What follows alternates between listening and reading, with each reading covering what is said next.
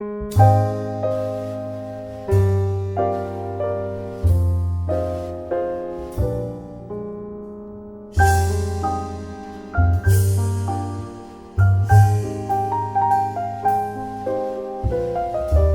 folks, welcome to another one of the Carb Hall of Fame 2020 inductee videos. And today we have got Jerry Stone with us. Jerry, first off, just let me congratulate you on being inducted into the Carb Hall of Fame.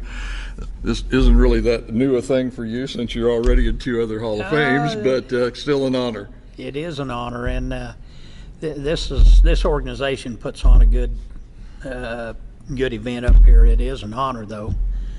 So absolutely, yeah, I've been looking forward to it. Yeah, it's been building up here for the last 2 or 3 months, and finally the day is here. Tomorrow we're going to get to do it, man. Well, we've been coming for we've came 3 or 4 years back. I mean, we've been here 3 or 4 times, not every year, because there's a lot of people I know in this Hall of Fame. All right, and it's a pretty nice event. Yeah, it really is, and I think I've said this already about 8 times. How lucky we are in Kansas City to have something like this, you because really are. Yeah. A lot of other racing communities just don't have anything like this, and we're just really, I think, happy and pleased, to have Carb do this here in Kansas City. But Jerry, you grew up in Wichita, but it sounds like that it took an accident with your brother for you to be able to get into racing. Now tell me about that. That sounds kind of strange. Yeah, I was, when I was probably, I don't even remember for sure, probably 2nd grade, 1st or 2nd grade. My brother was about 5.5 years older than I was. So he was at track meet at the school, the grade school we went to, and he got hit in the head with a discus. Oh my gosh. And it caved his skull in. Oh my! And they went in to operate. The first surgeon went in and looked at it, and he said, "This job's too much for me." So they flew somebody. We lived in Wichita. They flew somebody down from Kansas City, a surgeon, to do it the next day. And honestly, he was so lucky. Just caved his skull in, but he had no. He healed up good. It just wasn't his day. He was just lucky. And then while he was in a hospital, and my dad was just so glad he was doing well. He said, "What would you like to have? Anything you'd want to have?" And he had been looking at go-karts in the magazine, and so he bought a go-kart for us to play with. And a year or so later, they had a race. Actually, it was a live TV show in about 57, 56 or 7, I'm not sure, at KAKE TV, and run a live TV show in the parking lot. And that was our first race. And then after that, we got. Of course, I was obsessed with it, and my brother too, and we raced go-karts for 10 years. Wow. And we raced all over the country. We raced a lot, We probably got of course, in go-karts you can run more than one class, so you got a couple of 100 trophies and stuff over the time, but it was just a lot of fun and a lot of good experience, and it was good for it was a family event. It was good for us to all do together, and it was really good for us. It sounds like you had a really big win here in the Winter Nationals down at Barnesville, Georgia. Where's Barnesville? It's down there. I can't even part of the state, but it's in the southern part down there. Okay. And they had what they called a Winter Nationals there. And I won one class. It would have been in '66, and then I won a different class, another class in '67, because I want to run a couple different classes. But there was about somewhere in the neighborhood of 300 total carts there. Of course, there's quite a few classes, so I don't know how that broke down. But it was a major IKF event. Yeah. Wow, 300 entries. Of course, they weren't all in your class, No, but that's still. what I say. You got a lot That's of, a you got bunch. quite a few classes in Yeah. go-karts. Yeah. But kind of after this time frame that we're talking about here with the go-karts, while you're going to 81 Speedway, and you see a friend of yours, Dale Parsons, in a super modified, and you think, you know what, if that guy can do it, I think I can too. So within a year, you're racing super modifieds. Yep, actually, yeah, Dale was somebody we'd race go-karts with. Uh-huh. And so I did know him, and yeah, I thought, well, if he can drive one, I can too. You know how kids are. And we, my dad actually bought half interest in a car so I could drive it. Yeah. But the car we bought was actually they was changing the rules in Wichita. We run one race there, and then that car they went to super modifieds. This was actually a short wheelbase car, and so that's actually when I started racing in Kansas City. Run Olympic. We could run. This is what they call a B-class sportsman, and we could run Riverside on Saturdays, and then we could run Olympic on Sundays. And of course on Sundays it was open competition, so we were way outclassed, but it's still, we were beginners, we weren't competitive anyway, and so we got some experience that way running the rest of the year up here in 67. You may have run with my cousin Charlie Kraft. You know, the name sounds familiar, but I'm telling you, I don't. Yeah. He was in super modifieds, and then I think kind of dropped back to what they called the sportsman back then. Yeah, okay. But he ran Riverside, Olympic, Lakeside, wherever. But anyway, great place to run. Yeah. Both Well, of those you know, tracks. that's when Greg Will was was a big dog, and it was a lot of good racers up here.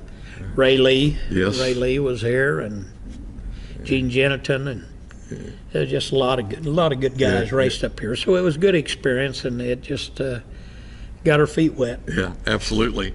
In 67, 68, during the winter, you acquire a NASCAR kit. Or did I say that wrong? Nance kit car. Yeah. But to kind of go along with that, with you being in Wichita and living there, you were able to hang out kind of at the Nance shop, and were able to pick up on a few tips and things about how to set them up. And then you run that car in 68. Now, was that a big learning curve? I mean, this was still a super modified, I presume? Yeah, they were 100-inch wheelbase, 305 cubic inch motors, small motors, gasoline. And it was still a big learning curve because, honestly, we didn't know anything. We come from go-karts. It was a different game. And my dad, other than what we did, he had never had any experience in racing. So I grew up about 4 blocks from Nance's shop. So we bought a kit from him and got a set of blueprints with it.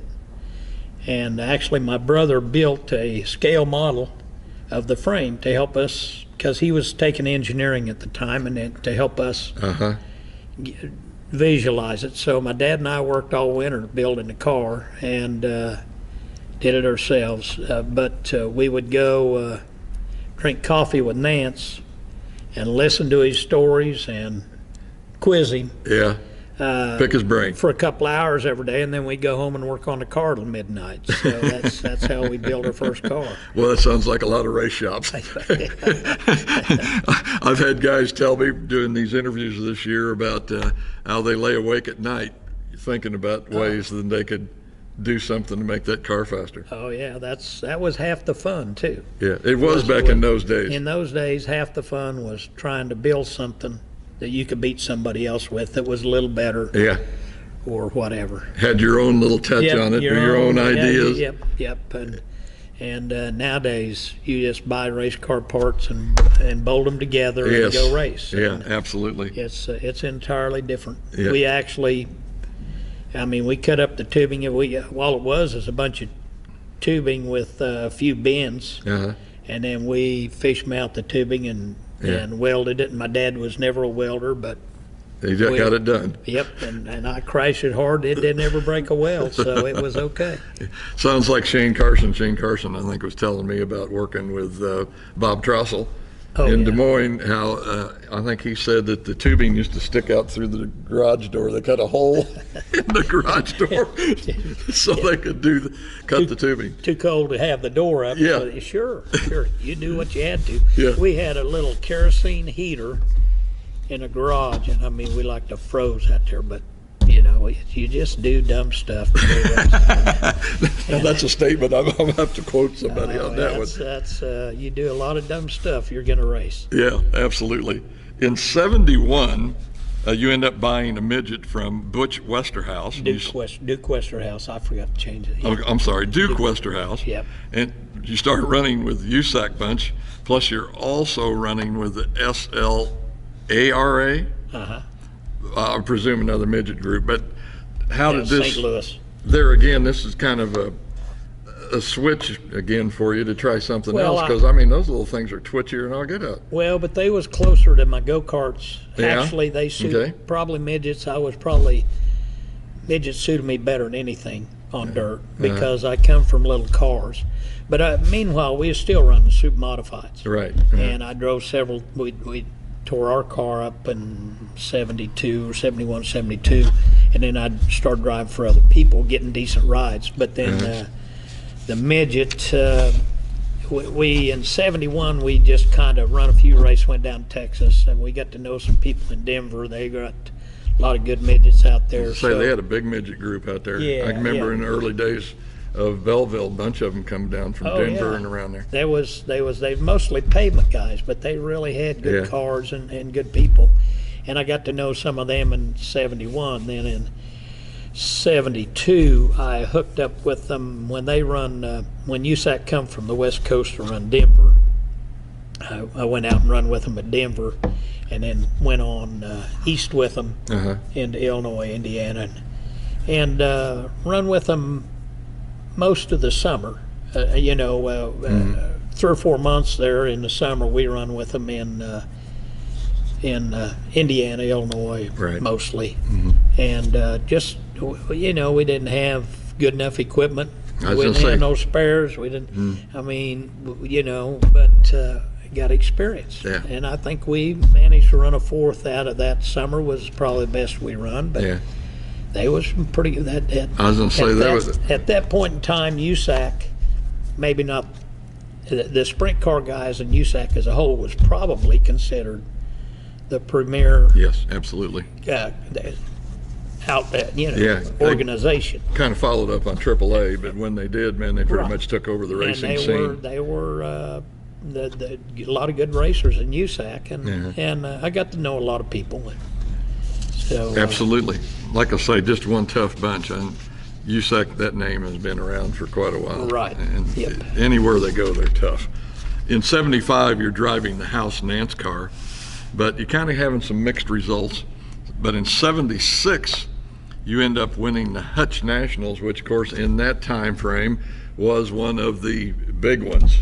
Right. Actually, in 74, I ran my first sprint car race. Oh, you did? Okay. Yeah, with Pius Sunlinky. And in Colorado, he was an owner there in Wichita that had really good stuff, and he sent myself and his 16-year-old son to Rich, just told us to go race. So we did, and we went to Colorado, and then we run Belleville later that year in 74, and I won my first sprint car race at Belleville in 74. And then well, that's a heck of a place to win your first sprint car race. But I'm going to tell you, that race car was awful good too. It made me look pretty good. And then that was also the first car I got fired out of. So we run Sedalia on the mile, and it was so dusty. We'd just had a big fire at Hutchison in the modified, super modifieds, and I was in that, not in the fire, but I was in the race, and we burned a lot of cars up and hurt 3 guys really bad. Didn't kill anybody. And this was just a few weeks later. We went to Sedalia, and it was so dusty. I couldn't see the next car in front of me, and Yeah. I was running about 6th or 7th, and I figured the dust had cleared out. In a few laps, it didn't. So I pulled in the pits, and Pice's boy Jimmy says, "Well, what's the matter?" And I said, "It's too dusty to race." And he says, "Oh, you don't want to race. You're fired." so I was fired out of that, and that was the first car I really got fired out of. Yeah. And then in '75, I was driving Nance's sprint car, house car, the one he owned, and then I started driving what would have been called his super modified house car, the '94 car. Right. For That's what you were driving in Hutch National. and that was I drove it in '75, and then in '76 we managed to win the Hutch Nationals, which was the biggest race for our kind of cars. Back then we would have upwards of 130 cars.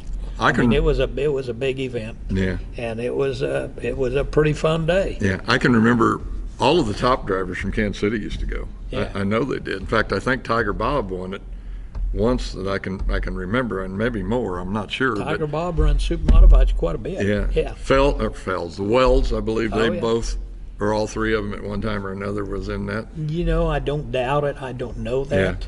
I don't know that because I don't. That probably would have been previous to that because by then Greg was in USAC. Oh, okay. And I think Kenny was probably back east. Pennsylvania. And, you know, so that. But it was was considered the big race of the year for us. Yeah. And our class of cars covered a big area. Yes, it did. There was you could take those cars. You could run Nebraska. You could run Colorado. You could run New Mexico, Texas, Arkansas, and there was a lot of cars that fit those rules. So it made for good racing. Yeah. This is kind of a little side note or an interesting story. At Belleville, I believe it was in '76. You ended up hanging your car in a tree. Actually, that had to be an experience. Yeah, actually, we had it. It was Centennial year, and we had the car painted up red, white, and blue. Oh, okay. And we flew it right out of the racetrack. We flew, and I got a little help. We was actually my car was a little bit unpredictable, but it was fast. We was actually leading the feature, and the guy by the name of Larry Patton, a California kid, helped me into the wall. And we was 80 yards out of the racetrack, hanging in a tree. Man, that's just short of a football field. Yeah, I know it.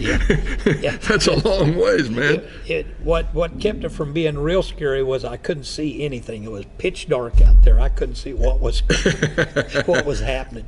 But anyway, that was quite a ride. And Eddie Jackson, one of them Colorado guys that was good Colorado guys, because I made it to the Pizza Hut after the races, after I got back from the hospital, and he said, "Well, you got your pilot's license now."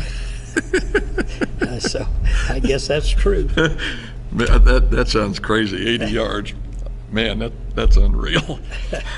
In 1979, you and Curtis Eden and John Brook get together for a sprint car ride where you're driving for the World of Outlaws, and you do that actually just for half a season, but you end up 11th in the points, running just 60% of the races. Yeah, I'm guessing we run about 60% of the races, but we run all year. We started in Florida with them, and we didn't do any good, and there was some things about our car. It was heavy. Honestly, they both, when they built the car, they bought good stuff, but they didn't know what they was doing. It was heavy and had some things that wasn't right on it. So long in, I think, May or June probably, we took a break, and about 3 weeks, and we just completely rebuilt the car. And then we come out the rest of the year and run pretty decent. Pretty decent with it. For not having big motors and a lot of money, but we had decent stuff. And we didn't win any outlaw races, but we had Granite City. We was leading one and broke a brake rotor, and I think we still run second. I just couldn't work traffic well that way. But we had some good days, and we won. It wasn't an outlaw race. We won a race at Lakeside. We run at won at Marshall. We won at Jeff City. Yeah. During the year, we would not outlaw races. When we regrouped, we decided we needed to go run some weekly shows and get our confidence up and feel competitive before we went back with the outlaws. And then later in the year, when we went and run with the outlaws again, we was not too bad. We was pretty competitive. I was going to say, if you can't beat the guys you run with weekly, ain't no sense going out with them guys. Yeah, we jumped off in the awful big pond, but you know what? That's kind of what I always did. Like when I went to USAC, you don't learn anything from somebody that's not better than you. Right, absolutely. That's where you learn the most, from people that are way better, that are better than you. But you've got to be competitive to learn too. So there's a trade-off there. Absolutely. 1980, you're back in a super modified, and you are running for Fixico, and I showed my ignorance a while ago because I didn't know what that was. Oh, wow. But furniture company, I should have known, the office furniture and stuff like that. Right. Should have rung a bell, but it didn't. But you do win a race, a sprint car race. You're running with the Fixico, and of course, I think the name that everybody associates with that was Ronnie Schumann. Sure. Yep. Who ran the Fixico cars for the outlaw for quite a while. Yeah. But man, I mean, you're this is pretty prestigious stuff here, Jerry. You're running with the World of Outlaws. Then you get this ride with Fixico, and you win a sprint car race at Lakeside. How that come about is we destroyed Curtis and John's car at Phoenix at the Western World at the end of the year and ended the season. And a fella in Wichita that I'd worked for, and then I drove for. I drove his super modified in late 76, 77, 78 Jelly, Warren Wilhelm. And he built cars. And now he's another Wichita guy, right? He's a Wichita car, and he had the best race car I ever drove. I mean, it made me look awful good. So we won a lot of races, and that was previous to that. And that's actually, of course, we was in Wichita going to Tulsa every week, and that's the guys in Tulsa, Curtis and John. That's why they wanted me to drive their car. They saw what we was doing in his car, and and so that's how that car come about. Well, we went to Florida in '80, and honestly, they were out of money. They couldn't afford it. I mean, it's expensive. And so when we come back after going to Florida, we was pretty much done. And Emmett Hahn, everybody knows Emmett Hahn. He was driving for the Zinc Bunch in Tulsa. Well, he had got hurt in '79, towards the end of the year. So I always felt like Zincs weren't sure he was healed up.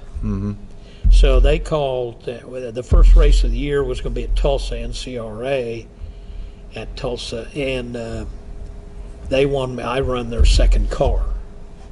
And it still upsets me. He won, and we run second. That still makes me mad. But apparently he was well, which, so they didn't need me, and I think they were just hedging their bet for the rest of the season.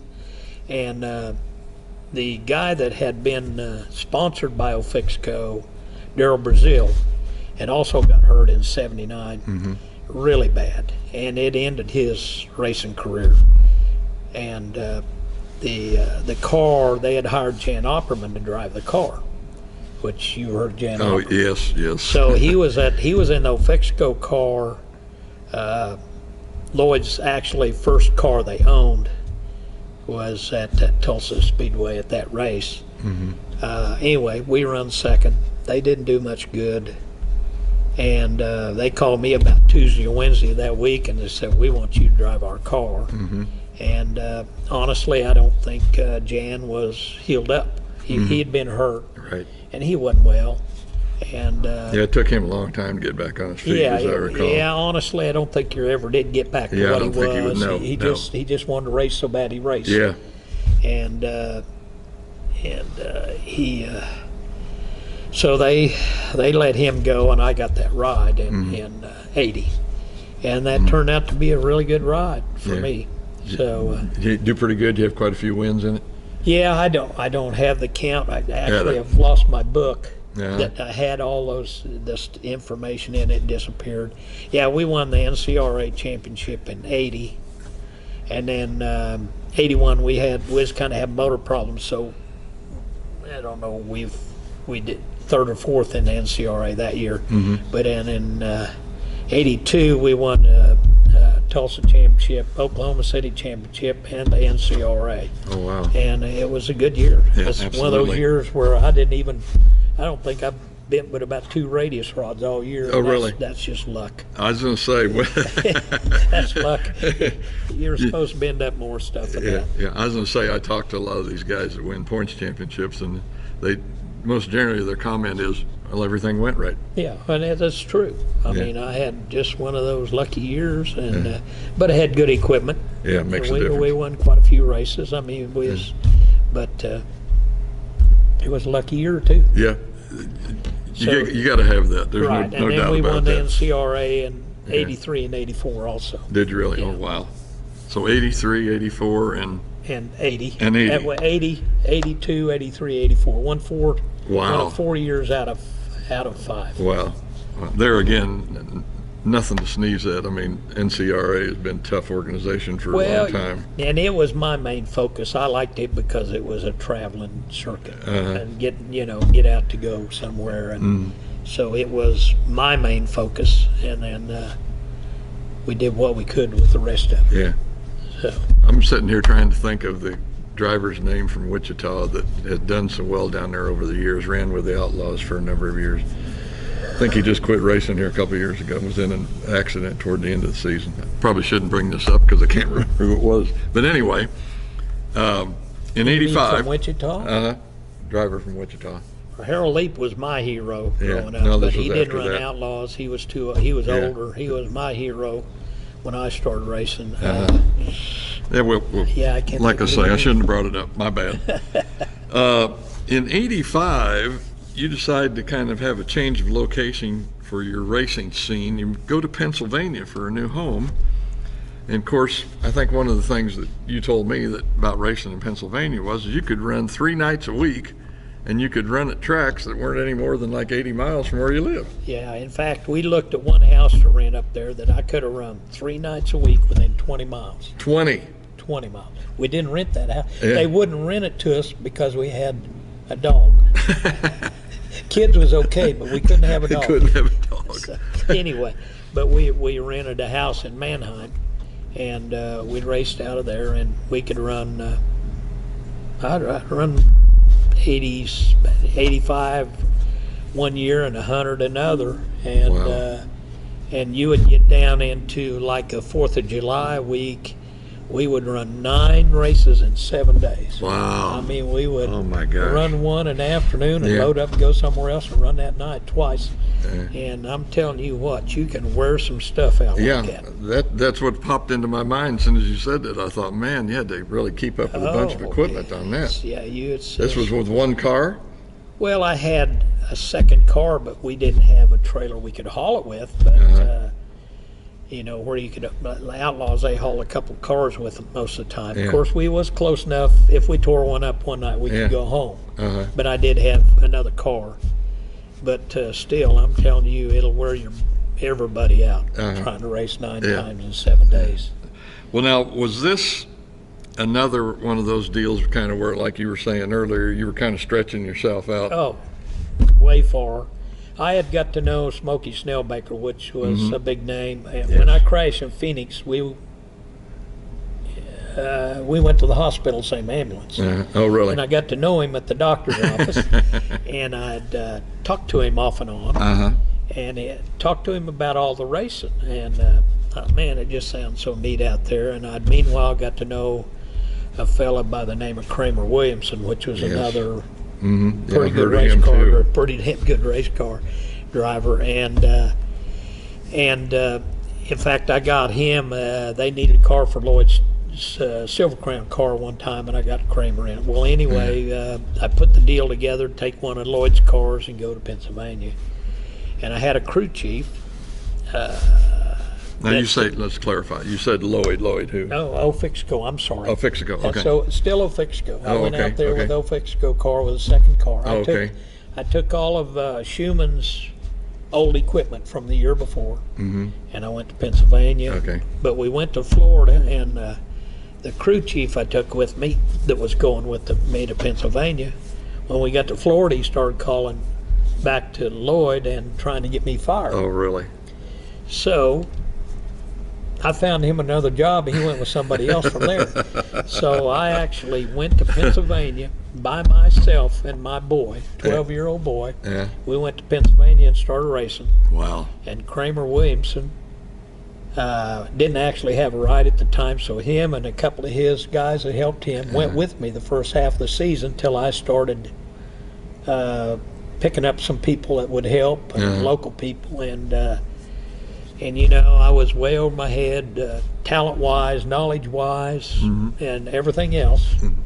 But it was, I learned a lot. I mean, they had Pabst Blue Ribbon Beer had a point fund thing for the year up there. And I didn't win any races, but if I remember right, we was 5th in points at the end of the year. Wow. And I was running with some, I'm That's telling a you, tough there's some bunch. tough boys up there as you'll find anywhere. I think it's one of the few places when the Outlaws go, I think they kind of have a little fear in their eyes because that Pennsylvania posse's Yeah, the tough. Pennsylvania posse will kick your butt. It takes you 2 years before you win your first race. Yep, second year, we won at Selinsgrove. And it just was that tough. I mean, we could run, you know, we could run top fives, but I'm telling you what, them boys were tough. And it seemed like every time I had a good night, Wolfgang was always there to win, or you know how that works. Yeah, that's Some when he was distance. driving for Weichert. Yeah, And that one year up there, that will probably be in '86. He won 19 races in a row. Oh, And that my gosh. included the Kings Royal, Knoxville Nationals, and everything. I mean, you can't run 19 races without having a flat. And he won 19 races in a row. I mean, and he was probably, wasn't that when he was with Weichert that they were running the big blocks or whatever they called them? well, not in '86, but in '85 when I went up there, they was running the big blocks. Yeah. In '86, they went to 410s. Yeah, because I think that one year he won the Nationals, he won it with a big block, because I remember I was up there with my cousin Charlie, and he was saying, well, it's a heavy track tonight. He said, you can just about write Wolfgang in with that big motor. Well, it may have been '85. Yeah. But yeah, they had, in '86, they went to 410 motors. Okay. And, Joined the rest of the Sprint Carpet Nation. well, sort of, but the local racing was cast iron blocks. Oh, okay. So it was still, but they cut out the fat blocks because Kaufman and Hamilton's car, and like you said, Wolfgang, and there was some fat blocks up there that would run. Yeah, And absolutely. they're all big tracks, you know, where you could really use the horsepower. Right.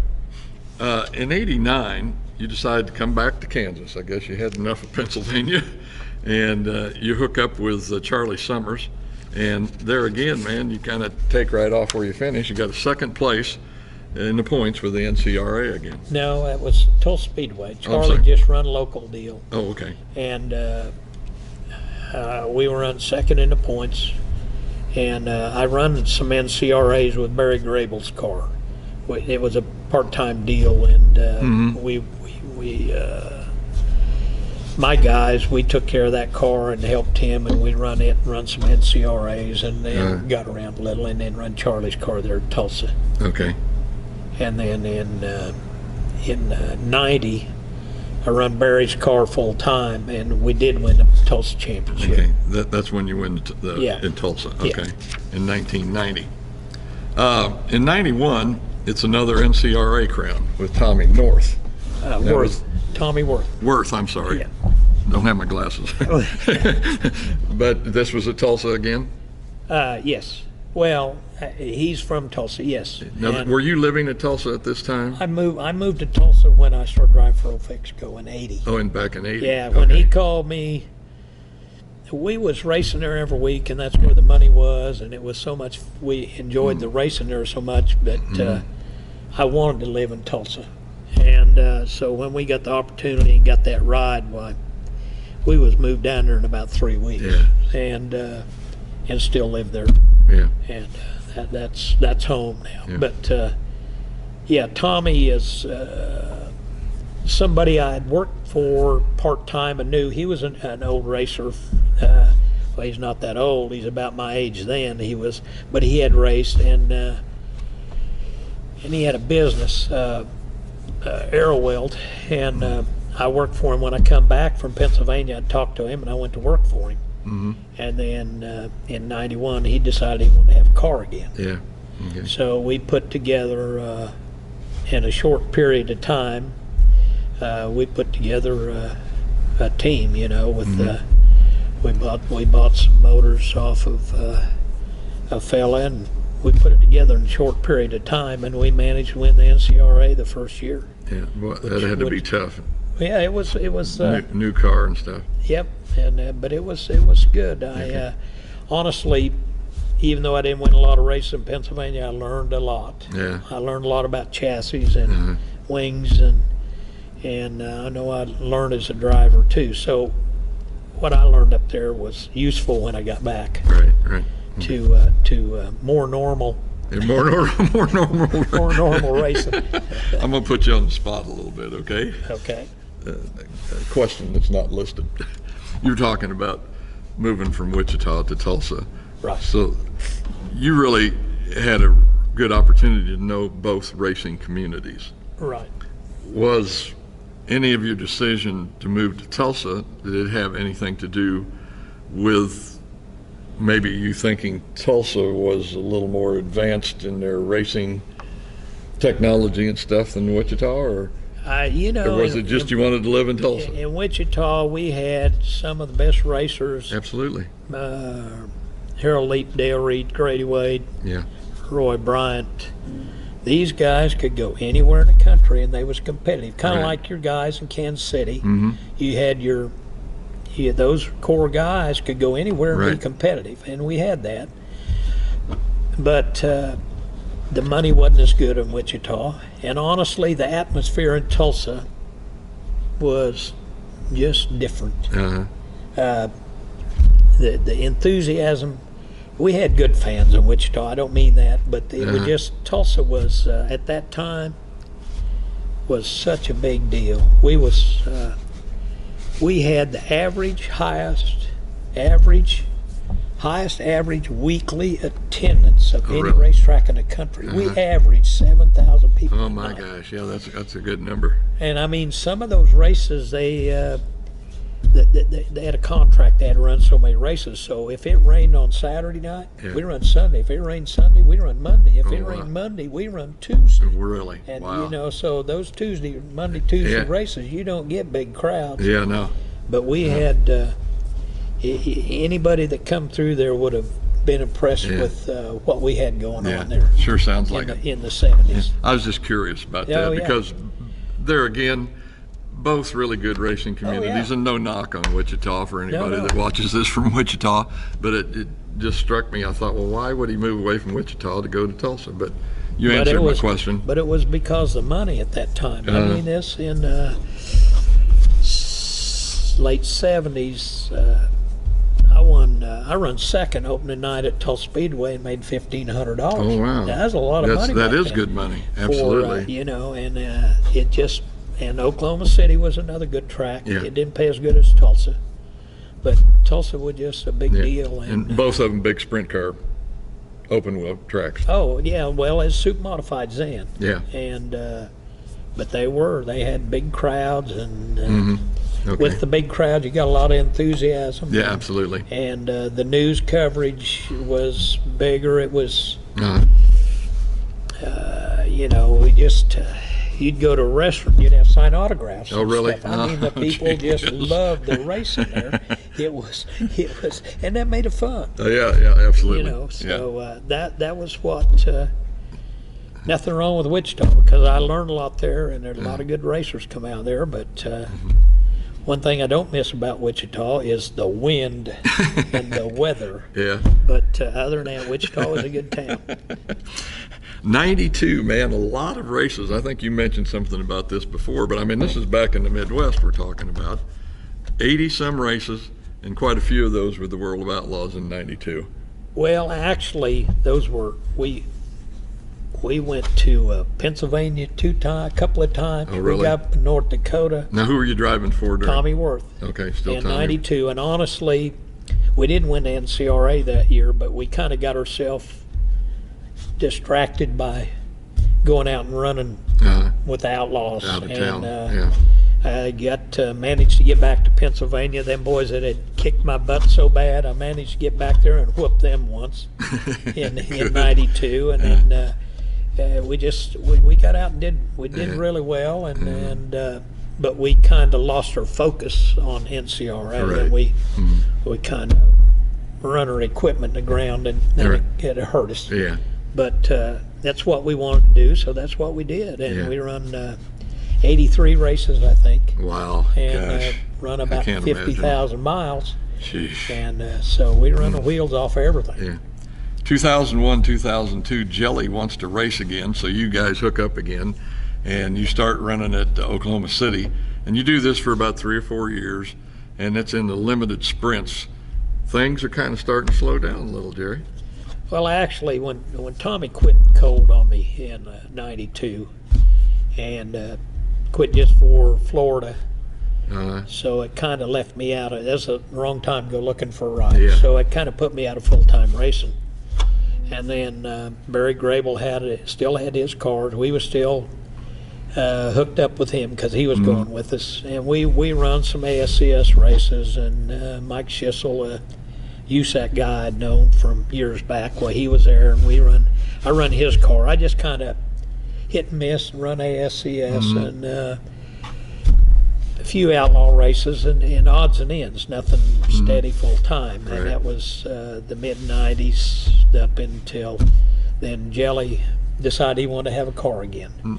And I had the trailer and all the equipment and everything, and pretty much a car, and except for a few pieces. So he built a motor and we bought some pieces, and we just Oklahoma City was running a injected 360 class that was limited, and it was fun. You know, it was pretty cheap racing, and Just go have some fun, have just a good go have time. some fun and not spend a lot of money and not to get too burnt up in it. You know, so just tried to enjoy it. I was going to say, them points races, man, they can get I'm telling you. crazy.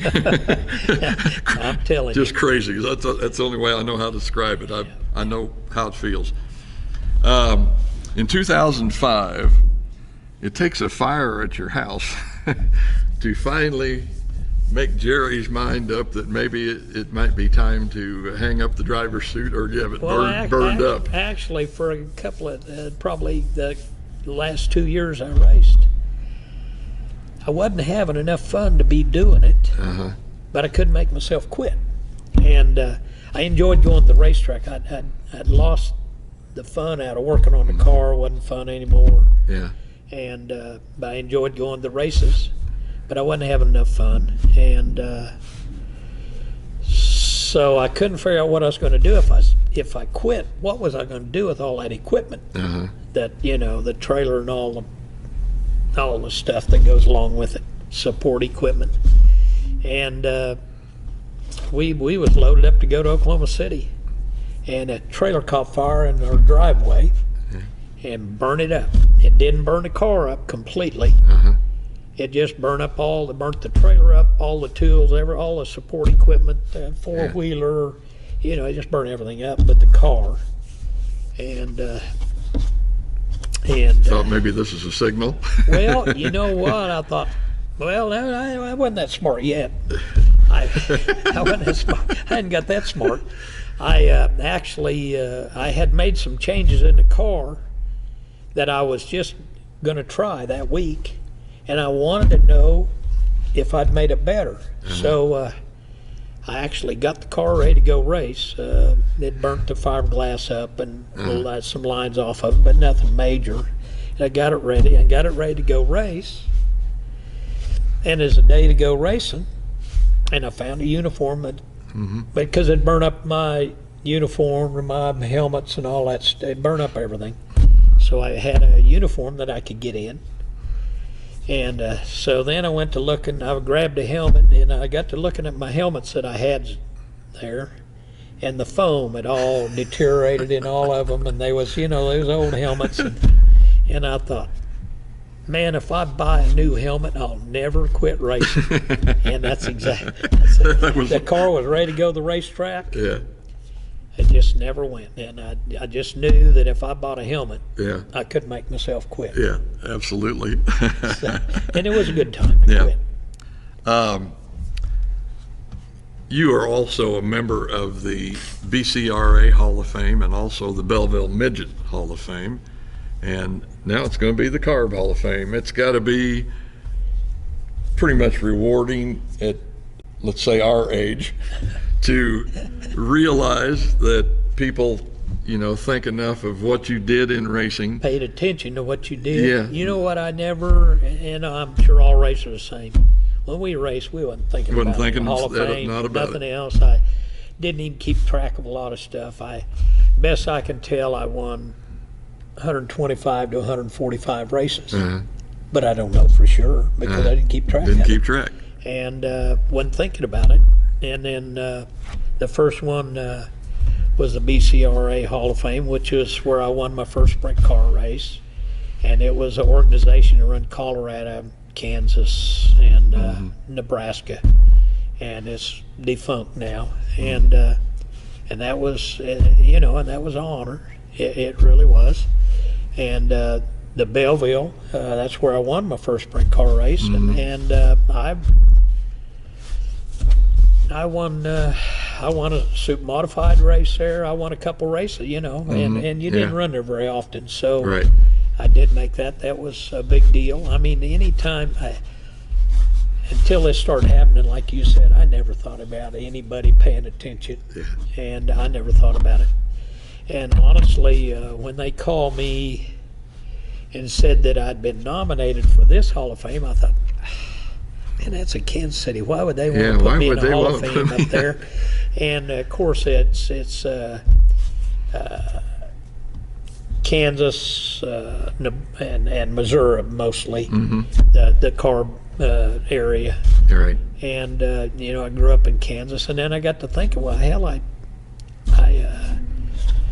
I started racing up here, and in fact, I run a weekly midget show up here in about 73. A guy by the name of John Rice in Belton, Missouri, give me a job and sponsored my race car, and I lived in a motorhome. Oh, really? At his business and run the weekly show with the midgets out here. I'll be done. And so I raced around. I didn't think about it, how much I'd raced around here. And I've won at Marshall and Jeff City and run Sedalia a lot. And I mean, Lakeside, and just run up here more than I'd ever really occurred to me. You really thought about it. Just going racing, know. So it was, this is a big deal. I was, like I said, until I thought about it, I thought, man, why would I be in that Hall of Fame? And well, you probably ran more races there than you did at Belleville. Oh yeah, oh yeah. Probably quite a few more. Yeah, oh yeah. Like you say, that wasn't a weekly program up there. I run quite a few races there when I thought about it, and so, I appreciate it. I mean, I'm just glad somebody thought I did something. Yeah, you and me both. I hear you. Yeah. Anyway, Jerry, let me congratulate you again on being inducted into the Carb Hall of Fame for 2020. I'm sure your family and everybody's pretty happy. Yeah, there's 11 of the family members are coming up for it. And I've got quite a few people in that are in the Hall of Fame that are friends. I know a lot of people up here, and it's a big deal to me, and it'll be fun. Absolutely. Looking forward to it tomorrow. Okay. Folks, that's going to wrap it up for the inductee of Jerry Sloan in the Carb Hall of Fame. Hope you've enjoyed the video, and hey, come see us tomorrow.